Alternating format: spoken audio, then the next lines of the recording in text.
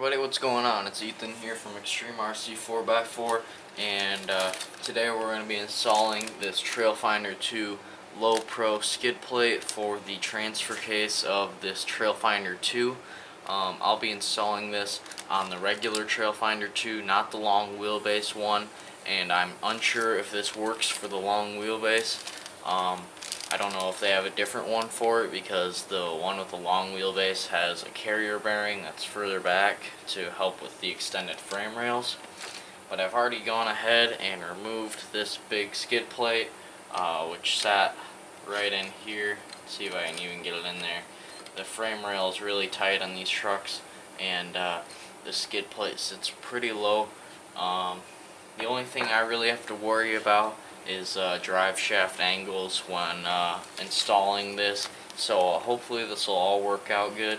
And I also believe that I have to do a little bit of trimming on the ends, just because I have the linked front end here instead of the stock leaf springs like I have set up in the rear still.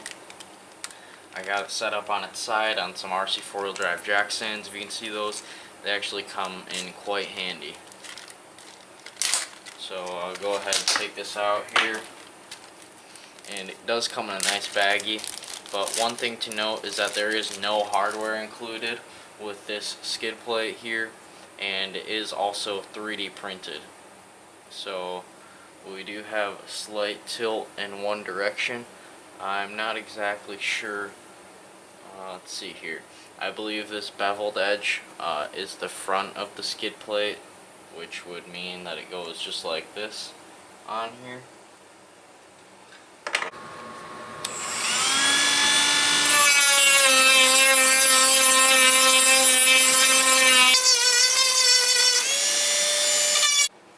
Alright guys, I'm back. I got done with the trimming. Here's where it sits now.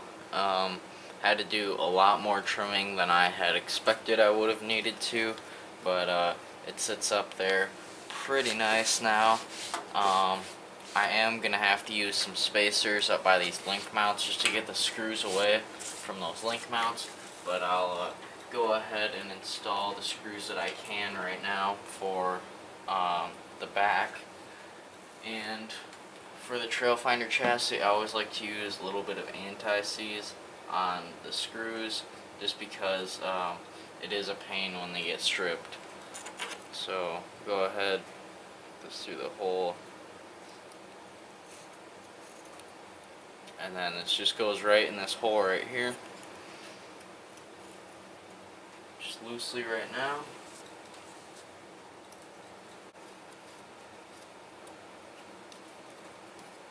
And while we got them loose, I can go ahead and reinstall the transfer case.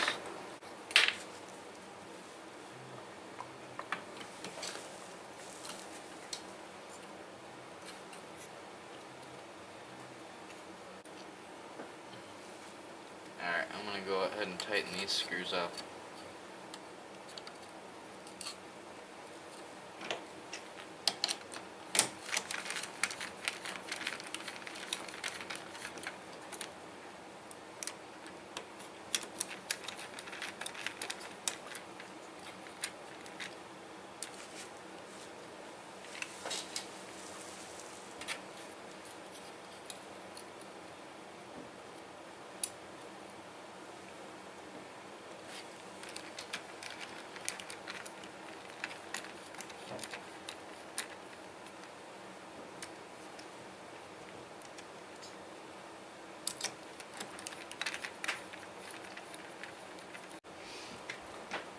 Now I can go ahead and reinstall the transmission coupler to the transfer case. Very simple little task.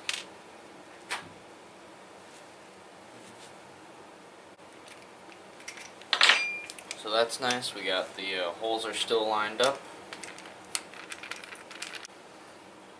And now we can go ahead and install our drive shafts.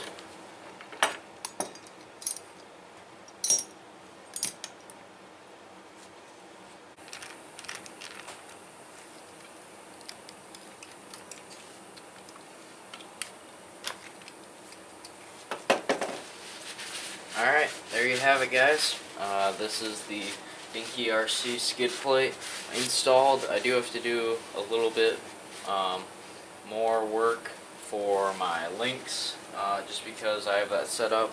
I'm going to try to put some spacers so that they come out and level out to this point right here, or the bottom of this link mount, and then I can put a screw in, and then maybe eventually build a skid plate that incorporates protection for up here a little bit, just out of some styrene.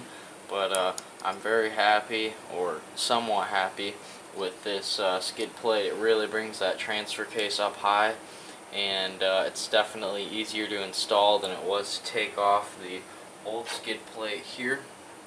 And I still have a pretty decent drive shaft angle, so that's good. But I would like to see a little bit more thought put into it with these link mounts. I know a lot of people don't have them, but for those of us that do, it'd be great if it just came trimmed up like this. And I don't know, maybe just a little more touches like that. But anyways, thank you guys for watching. I hope you enjoyed this video. Please like, comment, and subscribe for more videos just like this, and I will see you guys in the next one.